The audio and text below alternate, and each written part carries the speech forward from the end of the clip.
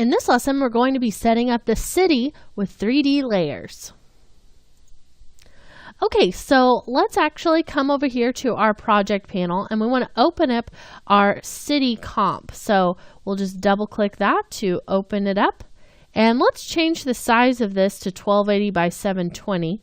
So I'm going to come up here to composition settings and change that up a little bit.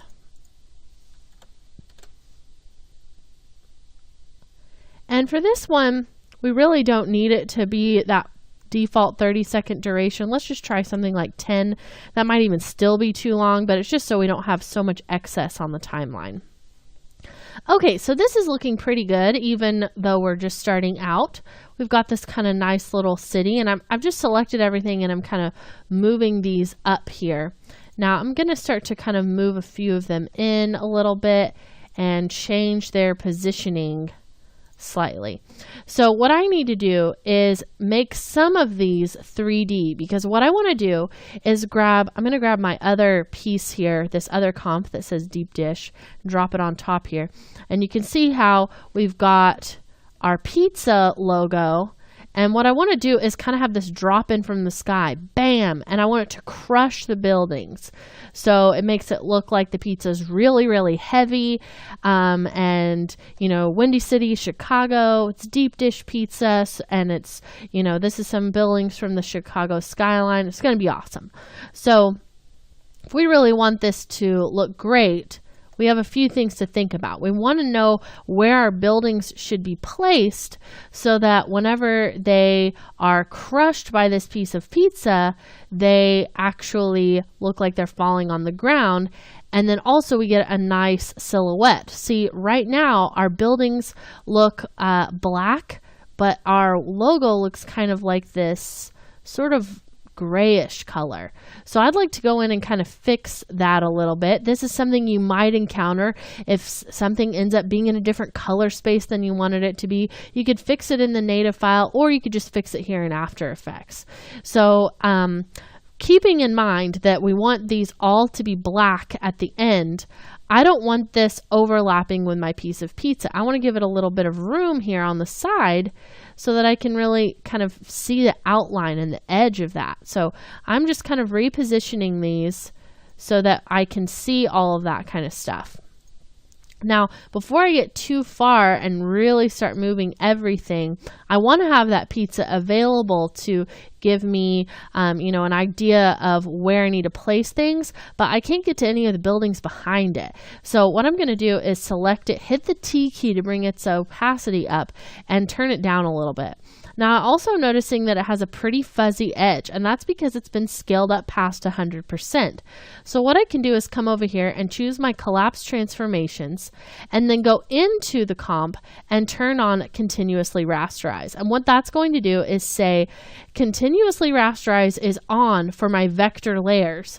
So whenever my deep dish is on in here and I've got that collapse transformations turned on, it's going to look inside, see that I have the continuously rasterize switches turned on, because it's different for comps and vector layers. What the switch is called, basically, if I hover over it, you can see for a comp layer it's collapse transformations, for a vector layer it's continuously rasterize, and you can see that now it's really nice and crisp. And then I'm going to actually lock the layer because I don't want to accidentally grab it. I want to be able to get the buildings from behind it and start to use them and move them around. Okay, so we are going to be creating a really cool skyline that we can have looking good behind our pizza and then looking awesome and making our pizza look really awesome once the pizza crushes it. So I'm just kind of getting these buildings situated, and I may want to even reuse a few of the super tall buildings from over here. So maybe I'll select that layer, hit Control D to duplicate it, and then pull this over and maybe kind of stretch it up so it's a little bit taller than it was before. And just kind of using what I've already got to make it even cooler. Maybe use this one right here, select that, hit Control D to duplicate it, and put that in place. I'm a little bit less concerned with the silhouette on this side as I am on this side, just because this side is at such an angle. If I didn't have anything spanning from here to here, it would look a little bit strange, but I can move this one over. We can make a little exception there. Maybe kind of stretch that one to make it a little bit wider looking.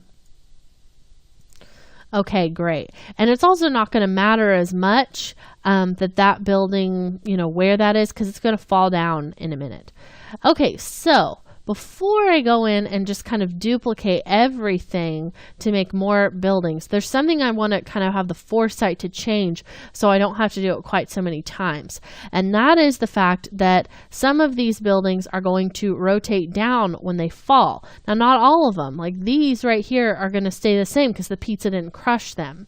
So I can make sure just that the ones that I have here are definitely going to have their anchor point in the right position. So if I rotate these down and it's a 3D layer, then I'm going to want them to rotate from the bottom where they were originally attached to the ground. So let's go ahead and move their anchor points in anticipation of that. So I'm going to grab my pan behind anchor point tool and pull that down to the bottom. And if you don't like the way it gets really pixelated, that's the new fast previews functionality. So you can click that and turn that off, and then you can just move things and not have to worry about them getting pixelated. It's just trying to help your computer go faster, but sometimes it's actually harder to see what's going on and it doesn't help. It just is annoying. Okay, so now we've got all of those in place. And I want to actually maybe take this building, hit Control D to duplicate it, maybe pull that one over in on this. And I want to end up with about 12 buildings behind the pizza. So let's see, right now I've got 1, 2, 3, 4, 5, 6. So I need to double that. So I'm going to go in between lessons and grab about 6 more buildings and then just kind of arrange them in here behind this piece of pizza.